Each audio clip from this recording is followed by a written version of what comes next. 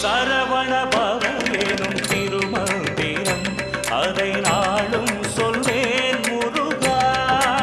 எல்லோருக்கும் வணக்கம். நான் உங்கள் சேலம் செந்தில் ஜோதிர் பேசுகிறேன். இன்றைக்கி பதிவில் நம்ம பார்க்க இருக்கிறது என்ன அப்படின்னா வேல்கோட்டம் அமைந்துள்ள அற்புதமான முருகன் கோயில் எது என்ற பதிவை நம்ம பார்க்கலாம். அதனுடைய சிறப்பு அம்சங்களையும் நம்ம பார்க்கலாம். வேல்கோட்டம் அமைந்துள்ள அற்புதமான முருகன் கோயில் எதுன்னா கடலூர் மாவட்டத்தில் உள்ள புதுவண்டிப்பாளையங்கிற இடத்துல உள்ள சிவசுப்பிரமணியர் கோயில் தான் வேல்கோட்டம் அமைந்துள்ள அற்புதமான முருகன் கோயில்.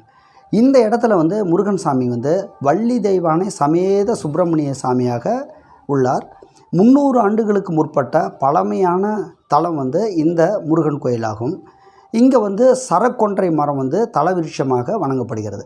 இங்கே வேலுக்கு தனி கோட்டம் அமைத்து அங்கே வேலை பூஜை செய்கிறாங்க. ஞாயிற்றுக்கிழமை, கிருத்திகை நட்சத்திரம், சஷ்டி திதி, வைகாசி விசாகம் இந்த மாதிரி ஒரு புனிதமான நாட்களில் அங்கே வேலுக்கு பூஜை செய்து வணங்குகிறார்கள். அங்கே வேலை வணங்கியும் முருகனை வணங்குபவர்களுக்கு எதிரிகள் பயம் நீங்குகிறது, நினைச்ச காரியம் நடக்கிறது, குழந்தை பாக்கியம் கிடைக்காதவங்களுக்கு குழந்தை பாக்கியம் கிடைக்குது.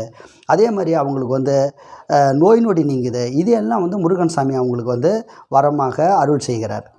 இங்கே ஒரு சிறப்பு விஷயம் இருக்குது. என்னென்னா சமயக்குறவர்களில் ஒருவரான அப்பர் என்ற திருநாவுக்கரசர் இங்கே முருகன் சாமியை தரிசனம் செய்த இடம் அது எப்படின்னா ஒரு சமயம் அப்பர் என்ற திருநாவுக்கரசர் ஐயா சமண மன்னரின் கொடுமைக்கு ஆளாகிறார். சமணர்கள் அவங்கள திருநாவுக்கரசர் ஐயாவை கொடுமைப்படுத்தி மகேந்திரவர்மன் என்ற அரசன் அவரை கல்லில் கட்டி கடலில் தூக்கி போட்டுறாரு. யாருன்னா திருநாவுக்கரசர் கடலில் தூக்கி போட்டுறாரு.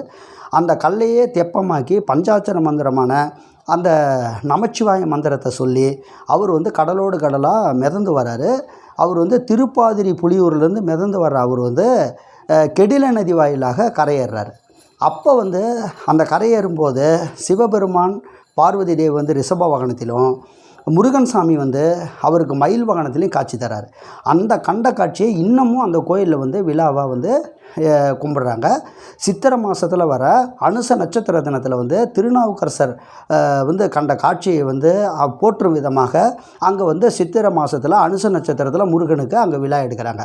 சூரசம்ஹார விழா அங்கே கொண்டாடப்படுது. முருகனுக்கு உகந்த அனைத்து விழாக்களும் அங்கே கொண்டாடப்படுது. எனவே அங்கு அதாவது கடலூர் சென்று புதுவண்டிப்பாளையத்தில் இருக்கிற முருகனையும் வேல்கோட்டத்தில் இருக்கிற வேலையும் நாம் வழிபட்டு வந்தால் மிகப்பெரிய யோகத்தையும் அதிர்ஷ்டத்தையும் நாம் பெறுவோம். தங்கத்தலைவன் முருகனை நாம் வணங்குவோம். நாம் நலமோடு வளமோடு வாழ்வோம். நன்றி, வணக்கம்.